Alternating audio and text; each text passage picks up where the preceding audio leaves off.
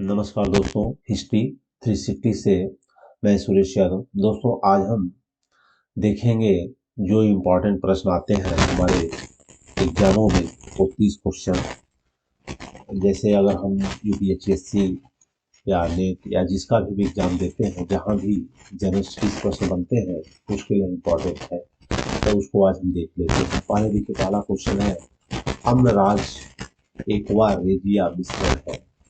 अम्लराज किसका है? यह बी हो जाएगा HCl और HNO3। मतलब यह 1:3 में होता है। तो HNO3 का मतलब होता है शांत नाइट्रिक अम्ल और HCl का मतलब होता है हाइड्रोक्लोरिक अम्ल। तो इनके मिश्रण से यह बनाया जाता है अम्लराज। इसके मिश्रण बनाया जाता है HCl और HNO3 के। अब देखिए, इसके कई बार काम होता है जिसमें स्वर्ण, रजत, प्लेटिनम आदि क्रियाशील धातुएं भी भूल जाती हैं। इसे आभूषणों को साफ करने के लिए प्रयोग किया जाता है। क्या किया जाता है? इन आभूषणों को साफ किया जाता है। सेकंड देखिए, इसमें सेकंड में हो जाएगा कि पिच ब्लैंड। पिच ब्लैंड का मुख्य स्रोत क्या है? इसका मुख्य स्रोत क्या है? यूरेनियम। यूरेनियम एक रेडियोधर्मी और दुर्लभ तत्व है जो पृथ्वी में मुक्त अवस्था में नहीं पाया जाता। यह परमाणु क्रमांक 92 है। इसका मुख्य स्रोत पिच ब्लैंड होता है। यूरेनियम का उपयोग नाभ की भट्टियों में परमाणु ईंधन के रूप में एवं परमाणु बम आदि बनाने में किया जाता है। अब देखिए, तीसरा क्वेश्चन इंपॉर्टेंट है, विश्व पर्यावरण दिवस कब मनाया जाता है? सबको पता है, हम लोग। तो देखिए, 7 अप्रैल को विश्व स्वास्थ्य दिवस, 10 दिसंबर को अंतर्राष्ट्रीय मानवाधिकार दिवस, 15 मई को विश्व परिवार दिवस और 5 जून को पर्यावरण विश्व दिवस। सारे इंपॉर्टेंट है, इसको याद कर लीजिए। चौथा देखिए, निम्नलिखित नगरीय केंद्रों में से कौन कोरोमंडल तट पर अवस्थित है? क्या हो जाएगा? नागापट्टिनम। कौन है? नागापट्टिनम। पुलिकट झील से लेकर कन्याकुमारी तक का क्षेत्र कोरोमंडल तट कहलाता है। इसी कोरोमंडल तट पर लौटते हुए मानसून द्वारा वर्षा होती है। तमिलनाडु राज्य में अवस्थित नागापट्टिनम नगर कोरोमंडल तट पर अवस्थित है। वेरी इंपॉर्टेंट है, इसको याद रखना है। अब पांचवा देखिए, चित्रकूट जलप्रपात भारत के निम्नलिखित राज्यों में से किसमें अवस्थित है? यह चित्रकूट है। यह हो जाएगा छत्तीसगढ़ में। कहाँ पे है? छत्तीसगढ़ में। चित्रकूट जलप्रपात इंद्रावती नदी पर छत्तीसगढ़ में स्थित है। इसकी ऊंचाई लगभग 30 मीटर है। इसे भारत का नियाग्रा प्रपात के नाम से भी जाना जाता है। इंपॉर्टेंट रखिए, कई बार यही पूछ लेगा, नियाग्रा प्रपात से किसको जाना जाता है भारतवर्ष में? यह कौन सा हो जाएगा? चित्रकूट। कौन सा हो जाएगा? चित्रकूट। अब देखिए, नेक्स्ट प्रश्न यहाँ है छठा कि ग्रीनविच यामोत्तर और भूमध्य रेखा दूसरे को काटती है। यह कहाँ काटती है? अटलांटिक महासागर में। कहाँ काटती है? अटलांटिक महासागर में। अब इसकी व्याख्या देख लीजिए। ग्रीनविच यामोत्तर और भूमध्य रेखा एक दूसरे को अटलांटिक महासागर में काटते हैं। ग्रीनविच यामोत्तर को प्रधान मध्य रेखा के नाम जाना जाता है। पृथ्वी को 2 पूर्वी एवं पश्चिमी गोलार्धों में विभाजित करती है। अब देखिए, सातवां में क्या है कि निम्नलिखित में से कौन दूरी की इकाई नहीं है? यह कौन सा हो जाएगा? वर्ग। वर्ग में दूरी इकाई नहीं, बाकी सभी है। तो पार से प्रकाश वर्ष नाविक या समुद्री मील की दूरी इकाई है, जबकि वर्ग में क्षेत्रफल की इकाई है। देखिए, पारसिक बराबर होता है 3.26 प्रकाश वर्ष। एक प्रकाश वर्ष होता है 9.46 × 10⁻15 मीटर। 9.46 × 10⁻15 मीटर। और एक नॉटिकल बराबर होता है 1.852 मीटर। तीनों इंपॉर्टेंट है, याद रखिएगा। अब देखिए, इसमें आठवां में इसका राइट आंसर, इसका मिलान आया है। क्या है? मिलान संबंधित है। तो देखिए, इसमें चुआड़ जनजाति कहाँ पाई जाती है? मिदनापुर में। कोल कहाँ पाई जाती है? छोटा नागपुर में। रमोशी कहाँ पाई जाती है? पश्चिमी घाट में। और बघेरा कहाँ पाई जाती है? ओखा में। तो इस प्रकार से 3 4 1 2, 3 4 1 2, इसका राइट आंसर क्या हो जाएगा? सी हो जाएगा। क्या हो जाएगा? सी हो जाएगा। अब देखिए, इसमें आपको नौवां देखना है कि भारत छोड़ो आंदोलन कब और कहाँ प्रारंभ हुआ? तो 7 या क्या हो जाएगा? 7 अगस्त 1942 को बम्बई के ग्वालियर टैंक मैदान में अखिल भारतीय कमेटी की बैठक हुई, जिसकी अध्यक्षता मौलाना अब्दुल कलाम ने की थी। भारत छोड़ो आंदोलन को अगस्त क्रांति के नाम से भी जाना जाता है। बम्बई के कांग्रेस अधिवेशन में भारत छोड़ो प्रस्ताव को थोड़े बहुत संशोधन के बाद 8 अगस्त 1942 को पास कर दिया गया। इस सम्मेलन में गांधी जी के द्वारा दिए गए भाषणों के कुछ अंश इस प्रकार है कि संपूर्ण आजादी से कम किसी भी चीज से मैं संतुष्ट नहीं हो सकता। नमक टैक्स शराबखोरी आदि को खत्म करने का प्रस्ताव है दे, लेकिन मेरे शब्द होंगे आजादी से कुछ कम नहीं। मैं आपको एक मंत्र देता हूं, करो या मरो। तो ये देखिए कब हो जाएगा, 8 अगस्त 1900, ये वाला सही हो जाएगा 8 अगस्त 1942। 8 अगस्त 1942 यहाँ थोड़ा डेटा में निकल लेना, क्या हो जाएगा 8 अगस्त 1942 को भारत छोड़ो आंदोलन की शुरुआत हुई थी। तो ये देखिए इसकी व्याख्या थी, किसने किया था, कलाम साहब, कलाम आजाद ने। भारत छोड़ो आंदोलन अगस्त क्रांति के नाम से जाना जाता है, ये भी इंपॉर्टेंट है।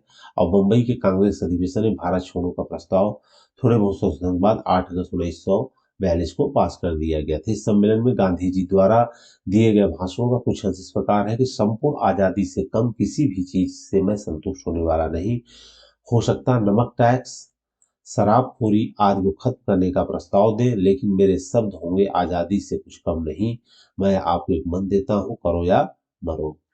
अब देखिए इसमें जो है 10वां में 40 आदमी 60 पेड़ 8 घंटों में काट देते हैं, तेरी 8 आदमी कम छोड़ देते हैं तो 12 कर देते हैं। यहाँ देखिए 40 60 8, तो यहाँ पे 8 आदमी कम होंगे 32 x 12। अब इस फार्मूले में इसको रख देना है, तो इस प्रकार से अगर निकालेंगे इसका राइट आंसर क्या आ जाएगा, 72 पेड़। कितने काटेंगे, 72 पेड़। देखिए 11वां में एक त्रिभुज के तीनों कोणों का माप 1 2 3 है, तो 2 1 3 और 3 6, तो 6 बराबर हो जाएगा 180। 6 बराबर हो जाएगा 180, तो 1 बराबर हो जाएगा 30। तो इसमें देखिए पहला कोण 30, दूसरा 60 और तीसरा 90, तो सबसे बड़ा कोण कौन सा हो जाएगा, 90 डिग्री। तो इसका सी राइट आंसर हो जाएगा। अब देखिए 12वां में यदि x+1 और x-2 बहुपद x³ plus ax² minus bx minus c bx minus 6 के गुणनखंड हो तो a b क्रमशः मान क्या होगा। तो इसको देखिए जो हम निकालेंगे तो इसका राइट आंसर क्या आ जाएगा, a बराबर 2 और 5। तो इस प्रकार से इसको हम रख के लगा सकते हैं कि x बराबर -1, x बराबर -2 आ गया यहाँ। फिर इसको हम यहाँ रखेंगे तो एक समीकरण बनेगा हमारा a प्लस बी बराबर 7, a प्लस बी बराबर 7, और दूसरा बनेगा 2a माइनस बी बराबर -1। दोनों को सॉल्व करने पे ये माना जाएगा। 13वां देखिए पीताम्बरी एक प्रजाति है, यह हो जाएगी पीली सरसों। किसकी है, पीली पीताम्बरी पीली सरसों की प्रजाति है। प्रजाति उत्तर प्रदेश, बिहार, उत्तराखंड, हरियाणा तथा बिहार में उगाई जाती है। 14वां देखिए किस उर्वरक में नत्रजन अमाइड के रूप में रहती है, तो यह हो जाएगा यूरिया। क्या हो जाएगा, यूरिया। किस उर्वरक नत्रजन अमाइड के रूप में रहती है, तो यूरिया में। नत्रजन अमाइड के रूप में यूरिया विद्यमान रहता है। यूरिया में नत्रजन प्रस्तुतता 46% होती है। इस प्रकार यूरिया एक नाइट्रोजनी उर्वरक है। इसे भूमि से मिलाने पर इसका जल अपघटन होता है और अमोनिया निकलती है। यह अमोनिया विचित्र जीवाणुओं तथा नाइट्रेट्स में प्रवेश कर देती है, जो कि पौधों के द्वारा प्रयुक्त कर लिया जाता है, इसका देखिए आपको राइट आंसर है। 15वां देखिए निम्नलिखित में से कौन सा सूक्ष्म पोषक तत्व नहीं है, तो यह हो जाएगा कैल्शियम। वे पोषक तत्व जिनकी आवश्यकता पौधे जीवों को सूक्ष्म मात्रा में होती है उनको सूक्ष्म पोषक जैसे आयरन, मैग्नीज, तांबा, जिंक, क्लोरीन, बोरान, जबकि कैल्शियम, मैग्नीशियम और सल्फर तो पोषक तत्व के अंतर्गत आते हैं। मतलब ये सब सूक्ष्म होते हैं, इनकी ज्यादा जरूरत पड़ती है। इसकी कैल्शियम, मैग्नीशियम तथा सल्फर की है। देखिए 16 ये उस समय का करंट अफेयर्स है, इसको लेटेस्ट पढ़ लीजिएगा। उस समय किसको मिला था, सलीम खान ने स्वीकार कर दिया था। स्टैटिक क्वेश्चन, लोकसभा में विश्वास प्रस्ताव प्रस्तुत करने के लिए सदस्यों की सहमति आवश्यक होती है, तो 50 सदस्यों। देखिए संविधान के अनुच्छेद 75 के अंतर्गत मंत्रिपरिषद लोकसभा के प्रति सामूहिक रूप से उत्तरदायी होगी। इसके तहत 75 की इसका अभिप्राय है कि मंत्रिपरिषद तभी तक है जब तक उसे सदन में बहुमत प्राप्त है। दूसरे शब्दों में लोकसभा मंत्रिमंडल को अविश्वास प्रस्ताव पारित कर हटा सकती है। विश्वास प्रस्ताव समर्थन में कितने की सहमति जरूरी है, 50 सदस्यों की। अब देखिए 2018 में क्षुद्र ग्रह 3,16,201 मलाला किन दो ग्रहों के बीच में मुख्य बेल्ट में स्थित है? यह हो जाएगा मंगल और बृहस्पति के, मंगल और बृहस्पति के। ये देखिए उस समय का करंट है कि मतलब विश्व के विभिन्न भागों में लगभग 350 कंपनियों की भागीदारी वाला एक बड़ा इंजीनियरिंग मेला हाल ही में अप्रैल 2015 में आयोजित हुआ था। तय कहाँ पे? तय हुआ था जर्मनी में। तय उस समय करंट है, इसको लेटेस्ट का देख लेना। ये भी करंट उस समय का था। Times Higher Education World Reputation Ranking 2015 विश्वविद्यालयों की सूची जारी की गई। इस सूची में प्रथम स्थान पर नेतृत्व से किस विश्वविद्यालय को रखा गया था? यह था ऑक्सफोर्ड यूनिवर्सिटी। कौन था? Oxford university. उस समय का है, इसलिए ये ध्यान देना है। 21 देखिए, उत्तर प्रदेश में केंद्रीय कृषि विश्वविद्यालय विकसित किया जा रहा है। यह हो जाएगा झांसी में। कहाँ किया जा रहा है? झांसी में। उत्तर प्रदेश में केंद्रीय कृषि विश्वविद्यालय कहाँ पे? झांसी में। इंपॉर्टेंट, इसको आगे भी आने की इसकी संभावना है। 22 देखिए, निम्नलिखित में से कौन सी नहर उत्तर प्रदेश में अवस्थित नहीं है? यह हो जाएगा हनुमानगढ़। यह है राजस्थान। कहाँ है? राजस्थान में। अब देखिए 23 में देखिए, किसने सुल्तान अजलान शाह हॉकी प्रतियोगिता 2015 में जीती? इसका राइट आंसर जो है नहीं दिया हुआ। सुल्तान शाह हॉकी प्रतियोगिता 2000 मलेशिया जब सफल हुआ। इसमें दक्षिण कोरिया ने भारत को हरा कर खिताब जीता था। दक्षिण कोरिया था, तो ये याद रखिएगा, दक्षिण कोरिया ऑप्शन में है नहीं, लेकिन ये उस समय करंट है। ये भी देखिए उसी समय करंट है। मार्च 2015 में सरकार द्वारा वस्तु तथा सेवा कर के लिए राज्यों के वित्त मंत्रियों को अधिकृत समिति बनाई गई। समिति के अध्यक्ष कौन थे? थे के.एम. मणि थे। तो सब करंट उस समय के थे, तो इसे हमें लेटेस्ट का देख के एग्जाम के लिए जाना पड़ेगा। ये इंपॉर्टेंट है। किस वर्ष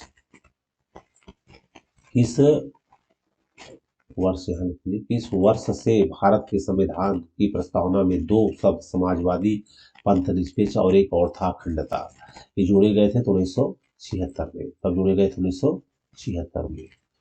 26 देखिए, मंत्रि परिषद किसके प्रति सामूहिक शोकताई होती है? इंपॉर्टेंट है।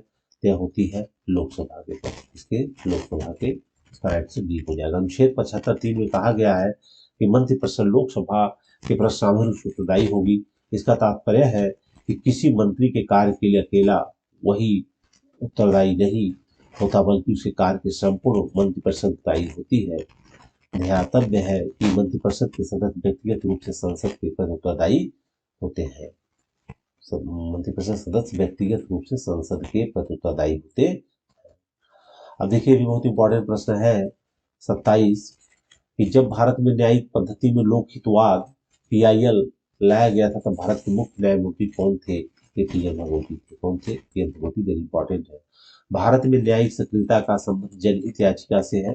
यदि कोई व्यक्ति, समाज या वर्ग जिसको विधिक क्षति पहुंचाई गई हो या विधिक अधिकारों का अतिक्रमण हुआ है, अपनी निर्धनता या किसी अन्य कारण से अपने संवैधानिक या विधिक अधिकारों के संरक्षण के लिए न्यायालय में जाने में असमर्थ है, तो वह समाज का कोई भी अन्य व्यक्ति संघ न्यायालय में उसको पहुंची विधिक क्षति के निवारण के लिए अनुच्छेद 32 के तहत आवेदन दे सकता है। भारत में इसकी शुरुआत का श्रेय न्यायमूर्ति पी.एन. भगवती था। न्यायमूर्ति कृष्ण अय्यर साहब को दिया जाता है। देखिए पी.एन. भगवती काफी फेमस है।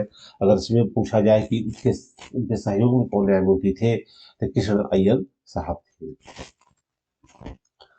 निम्नलिखित में से किसने भारत के प्रधानमंत्री नरेंद्र मोदी को मैन ऑफ एक्शन कहा था? यह कहा था बराक ओबामा ने। मैन ऑफ एक्शन जिसने कहा था बराक ओबामा ने। भारत में किस वर्ष से राष्ट्रीय आंदोलन में जन संगठित आंदोलन को रूप लिया था? 1885 में। 1885 में भारतीय राष्ट्रीय कांग्रेस की स्थापना के बाद भारतीय राष्ट्रीय आंदोलन में संगठित रूप से जन आंदोलन का रूप धारण कर लिया था। आगे भविष्य में भारतीय स्वतंत्रता के लिए इस नेतृत्व प्रदान किया। इसमें पंचायती राज प्रणाली के यह कौन सी थी? स्थानीय। कौन सी थी? स्थानीय स्वशासन। स्थानीय स्वशासन। स्थानीय स्वशासन तात्पर्य शासन की उस प्रणाली से है जिसमें निचले स्तर पर लोगों को भागीदार बनाकर लोकतांत्रिक विकेंद्रीकरण को सुनिश्चित किया जाता है तथा लोगों को अपनी समस्याएं स्वयं हल करने में सक्षम बनाया जाता है। दोस्तों ये जनरल स्टडी के 30 बहुत इंपॉर्टेंट प्रश्न थे। इसमें से जो करंट थे उसको आपको लेटेस्ट करंट पढ़ के जाना है। बाकी जो स्टैटिक है उनको आपको ध्यान से देख लेना है और 2 से 4 बार आप देखिए, आपको याद हो जाएगा। दोस्तों अगर हमारा वीडियो अच्छा लग रहा है तो आप हमारे चैनल को सब्सक्राइब कर लीजिए और वीडियो को आप सब लाइक करना और ज़्यादा से ज़्यादा इसको शेयर करिए। लाइक आप सब नहीं करते, लाइक बढ़ाइए, अपना कमेंट दीजिए जिससे हम आगे इसमें सुधार ले जाए। तो दोस्तों आज के लिए बस इतना ही। जय हिंद, जय भारत।